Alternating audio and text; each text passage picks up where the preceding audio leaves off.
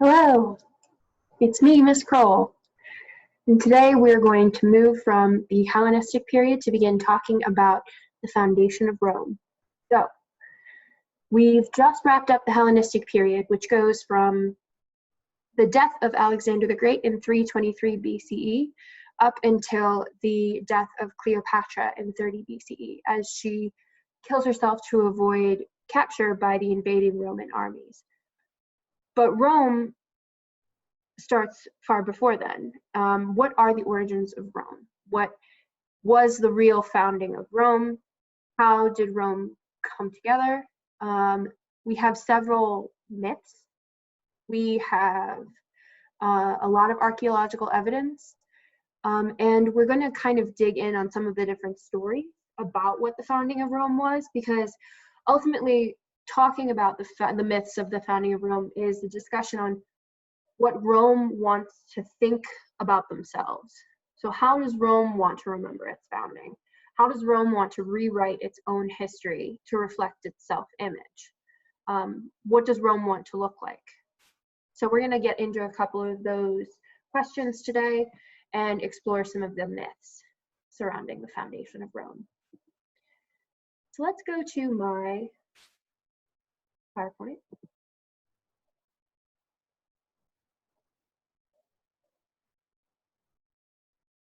This work of art that we're seeing here is a reference to one of the myths that we're going to cover. I'm going to come back to this work. Some of the sources that we have for the foundation of Rome are literary sources. We have the Aeneid by Virgil, which is the story of the Trojan hero Aeneas traveling across the Mediterranean and Ionian seas to eventually found the city of Rome. And Ab Urbe Condita from the foundations of the city by a historian named Livy, who wrote this somewhere around the year 18 AD. So both of these works of literature were written well after Rome had already been in place for years, hundreds of years. We also have archaeological remains to tell us a little bit more about the people who used to live there and how they came together into what was eventually known as the Roman Republic. So let's start with the Aeneid. After the Iliad, Aeneas, who is a hero that we are familiar with, the son of Aphrodite and a commander of the Trojan army, leaves Troy after its defeat and travels across the Mediterranean and Ionian and Tyrrhenian seas to finally make it to Latium and Cumae, where he eventually will found the city of Rome. Wow. Aeneas in the Iliad is referenced over and over again as the hero who will found a great city someday. And he is actually spared from death in order to make sure that he is able to found that great city. That great city is thought to be Rome. And they, for a lot of time, with the influence of this work, considered Aeneas to be a mythical founder of Rome. How true is this? Well, probably not very. Virgil wrote the Aeneid during the reign of the Emperor Augustus, so this is about 800 years after the city had already been established. Why would Aeneas be an ideal founder for the city of Rome, even if he was just sort of plucked from the books of history to apply him to Rome after the fact? Well, it's sort of a work of propaganda, and its consequence is that the Aeneid is telling us more about what the Romans of the early empire valued and wanted to believe about their beginnings, more than what their beginnings actually were. Because the likelihood that Aeneas was a real person or that the Trojan War happened, these are all tenuous subjects of debate. And so the point is less about Aeneas being the founder of Rome and more about the fact that Rome wants Aeneas to be their founder. Aeneas, a hero of the Trojan War, son of the goddess of love and beauty, the survivor of the battles of Troy, commander of the Trojan army, half god, half man.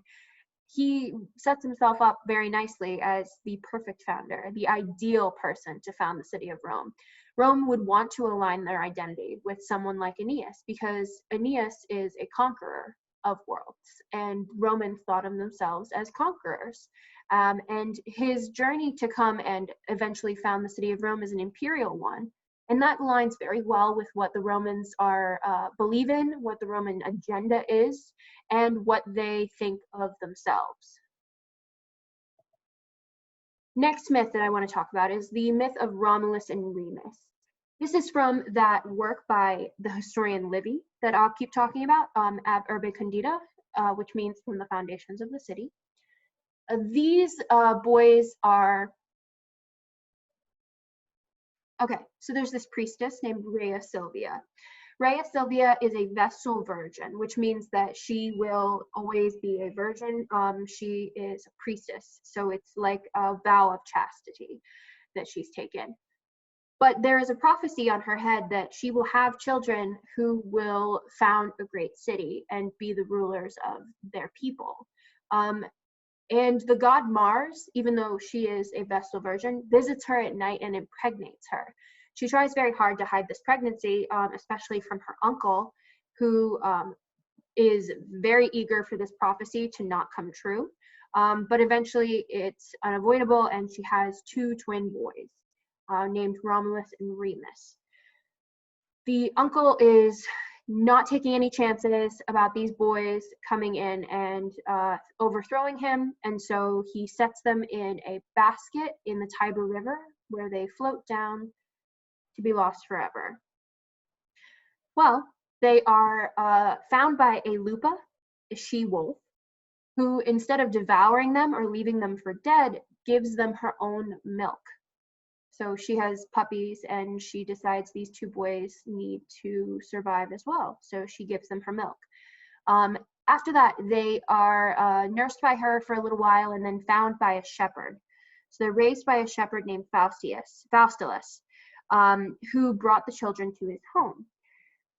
They raised the boys as their own, and eventually the boys came to know what their true identities were. They came home and killed their uncle and were put in their rightful place as rulers by their grandfather. So they reinstated their grandfather as the king of Alba Longa, which is the territory where they were living. These two boys knew that they were supposed to found a great city, so they began looking for where this city would be. They visit the 7 hills of Rome. So Rome is a city on a hill. There are 7 hills, and they each have a name. So Romulus wants the city to be on the Palatine Hill, and Remus wants the city to be on the Capitoline Hill. And so they both begin building walls for their cities. Romulus is building walls on the Palatine Hill, and Remus begins making fun of him that his walls are so low. And so just to make fun of his brother a little bit more, Remus jumps over one of his walls to prove to him how low it is, and Romulus kills him. The end. And then there was one. So Romulus establishes the city on Palatine Hill, and Capitoline Hill becomes a place where all of the outlaws and fugitives, the first citizens of Rome, that's where they were sent to live. So the first citizens of Rome were actually criminals, which is interesting, and it kind of fits with the next thing that Romulus decides to do. So Romulus invites all of the nearby people to come and have like an athletic competition and a party, and everyone comes and they bring their families. So he's tricked them. He takes all of the young women and the wives of these people, because he and the people of his city, they don't have any wives. So he steals their wives and daughters, and then everyone is outraged. This is the rape of the Sabine women, which is just Romulus basically saying to the surrounding tribes, you will join us or you will die. So this part of the myth is depicted in a lot of paintings, depicted in a lot of works of literature and art. It's dark. This kind of stuff's not my favorite in history, but it is also really interesting to look at because when you see things like oppression or assault or rape or things like that in history, they very often symbolize something larger, and that is definitely the case here, and the case with the subject of assault in a later myth that we're going to talk about today. So what do you think the significance of the actions of Romulus are? What does that tell you about the priorities or the identity of early Rome? And what does that tell you about how Rome wants to interact with its neighbors? Again, the Romulus and Remus myth is just one perspective. We're going to get another perspective also from Ab Urbe Condita after this. So let's talk a little bit about what's actually here, what's actually in Italy during this period of time. So this map is extremely useful. We can see that to the north, on the other side of the Alps, are the Gauls, the Celts. These are the early European Anglo-Saxon people. Then we have the Phoenicians all around the coast of North Africa, Sardinia, Corsica, and taking up half of Sicily. The Phoenicians were a trading empire, and their network of ships and their naval power kept them intertwined with all of these different people throughout the ancient world. So it's no surprise that we're finding at this corner of the world that the Phoenicians are here too. We also have a people called the Etruscans, which are an interesting group that sort of became absorbed by the Romans. They have their own system of gods, they're skilled metal workers and skilled engineers. They actually it's from them that Rome gets their alphabet and their system of writing in the earliest days of Rome. So the Etruscans provide a lot of backbone to the Roman culture, and that'll be clear later on when they become absorbed by Rome.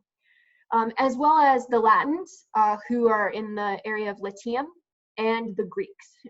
Greek colonies begin spreading into Italy between 750 and 600 BCE. And they come up at the edge of the boot, right?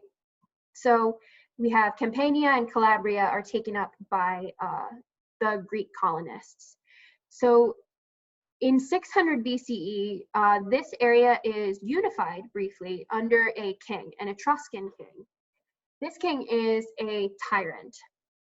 However, this marks a point in the history of this region where they had grown, this little area of Rome had grown from being just hilltop villages to a city covering 500 square miles. This king was a harsh tyrant, and he was actually the last king of the Romans, supposedly. After this, there was so much distaste for the idea of a king in the Roman culture that they established a republic, which is a form of government where the power rests with citizens who have the right to vote for their leaders. Citizens meaning freeborn males, as usual for the ancient world. But hey, it's better than nothing. The final story I'm going to talk to you guys about today is another one that involves sexual assault. And for that, I do apologize because it's not an easy thing to have to learn about. But it is a fact. And it tells us in this instance something very, very important and symbolic about Rome and what Rome believes about itself. So this story is about a woman named Lucretia who becomes a symbol for the Republic of Rome. And I want you guys to pay very close attention as I read this story to you and think about why she might be that symbol. What does she represent? So it took the Roman historian Livy 40 years to write his book, A History of Rome. And in this excerpt, this story, The Rape of Lucretia, we're going to hear about the sons of the king of Rome, Lucius Tarquinius Superbus, Ardea, which is a city that the armies are attempting to conquer, when they hear the virtue of the Roman matron Lucretia. Again, I want you to pay attention to a couple of questions here. What virtues does the story put forth for Roman society through the example of Lucretia? What does Lucretia represent? Why would this story have mattered to the Romans? So I'm going to begin. I'm going to read the whole thing because it's important. One day when the young men were drinking at the house of Sextus Tarquinius, after a supper where they had dined with the sons of Egerius, Tarquinius Collatinus, they fell to thinking about their wives, and each man fell to praising his wife to excess. Finally, Tarquinius Collatinus declared that there was no need to argue. They might all be sure that no one was more worthy than his Lucretia. Young and vigorous as we are, why don't we go get our horses and see for ourselves what our wives are doing? And we'll base our judgment on whatever they're doing when we arrive unannounced. Encouraged by the wine, yes, let's go, they all cried, and they went on horseback to the city. Darkness was beginning to fall when they arrived, and they went to the house of Collatinus. There they found Lucretia behaving quite differently from the daughters-in-law of the king, whom they had found their friends before a grand feast, preparing to have a night of fun. Lucretia, even thought, though it was night, was still working on her spinning with her servants in the middle of her house. They were all impressed by her chaste honor. When her husband and the Tarquins arrived, she received them, and her husband, the winner, was obliged to invite the king's son in. It was then that Sextus Tarquinius was seized by the desire to violate Lucretia's chastity, seduced by both her beauty and by her exemplary virtue. Finally, after a night of youthful games, they returned to the camp. Several days passed. Sextus Tarquinius returned to the house of Collatinus with one of his companions. He was well received and given hospitality of the house, and maddened with love, he waited until he was sure everyone was asleep. Then he took up his sword and went to Lucretia's bedroom. Placing his sword against her left breast, he said, "Quiet, Lucretia, I am Sextus Tarquinius, and I have my sword in my hand. If you speak, you will die." Awakening from sleep, the poor woman realized that she was without help and very close to death. Sextus Tarquinius declared his love for her, begging and threatening her alternately, attacked her soul in every way. Finally, before her steadfastness, which was not affected by the fear of death, even after his intimidation, he added another menace. "When I have killed you, I will put next to you the body of a nude servant. Everyone will say that you were killed during a dishonorable act of adultery." With this menace, Sextus Tarquinius triumphed over her virtue, and when he had raped her, he left, having taken away her honor. Lucretia, overcome with shame and sorrow, sent her messengers to both her husband at Ardea and her father at Rome, asking each of them to come at once with a good friend, because a very terrible thing had happened. Spurius Lucretius, her father, came with Publius Valerius, the son of Volusus, and Collatinus came with Lucius Junius Brutus. They had just returned to Rome when they met Lucretia's messenger. They found Lucretia in her chamber, overpowered by grief. When she saw them, she began to cry. "How are you?" her husband asked. "Very bad," she replied. "How can anything go well for a woman who has lost her honor?" "There are the marks of another man in your bed, Collatinus. My body is greatly soiled, though my heart is still pure, as my death will prove. But give me your right hand in faith that you will not allow the guilty to escape. It was Sextus Tarquinius who returned our hospitality with enmity last night. With his sword in his hand, he came to take his pleasure for my unhappiness, but it will also be his sorrow if you are real men." They promised her that they would pursue him. They tried to appease her sorrow, saying that it was the soul that did wrong and not the body. What does that mean? And because she had no bad intentions, she did no wrong. "It is your responsibility to see that he gets what he deserves," she said. "I will absolve myself of blame, and I will not free myself from punishment. No woman shall use Lucretia as her example in her dishonor." Then she took up a knife which she had hidden beneath her robe and plunged it into her heart. Collapsing from her wound, she died there amid the cries of her husband and father. Brutus, leaving them in their grief, took the knife from Lucretia's wound, holding it all covered with blood up in the air, cried, "By this blood, which was so pure before the crime of the prince, I swear before you, O gods, to chase King Lucius Tarquinius Superbus, with his criminal wife and all their offspring, by fire, iron, and the methods I have at my disposal, and never to tolerate kings in Rome evermore, whether of that family or any other." Never to tolerate kings in Rome evermore. So Lucretia, in this way, has become a symbol of the Republic. We know that the last king that the Romans experienced was an Etruscan king and a tyrant. And so their feelings towards kings must be pretty negative. That's reinforced here by the actions of the kings that are depicted in this story, the rape of Lucretia. Lucretia represents the perfect Roman woman. She's a perfect Roman. I mean, she's a woman, so she's not a citizen, which we'll come back to. But she's the she's fulfilling, in Hindu terms, she's fulfilling her dharma with utter perfection. She's doing exactly what she is supposed to be doing in this world, and she is chaste, which is what they want from women. She is honorable, which is what they want from women. And however restrictive these ideas are, she fulfills them, and she represents this sort of purity, this sort of perfection. And I think that Lucretia ultimately represents the republic, the idea of free and true, honorable citizenship, the idea of having a voice, the idea that kings should not be put in place in order to just be people who have power to hurt others, because that is often what it becomes. So in hindsight, let's think about a couple of questions. So you're going to have some questions in your quiz as a follow-up to this lecture. I want you to make sure you know, what is a republic? What does Lucretia's friend Brutus swear over her dead body? How are women portrayed in this story? How are men portrayed in this story? What virtues does the story put forth for Roman society through the example of Lucretia? And then finally, according to this story, why is a monarchy dangerous? So as I said, these questions will be in your quiz that will follow this lecture, but they are also important to include in your notes because they are great critical thinking questions. So I think that's it for me for today. If you have any questions, as always, please feel free to email me. And I look forward to talking with you guys again soon. So that'll do it for me, Miss Kroll.